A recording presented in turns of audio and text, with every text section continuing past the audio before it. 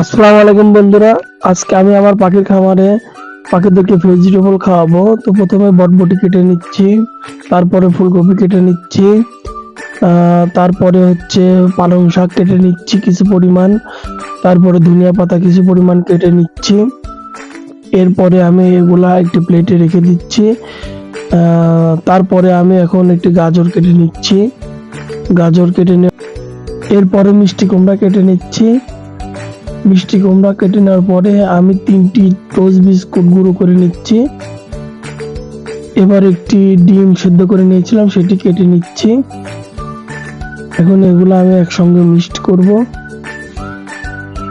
এগুলো মিক্সড করে এখন আমি আমার পাখির খাবারে এনেছি। দেখুন কি সুন্দর লাগছে।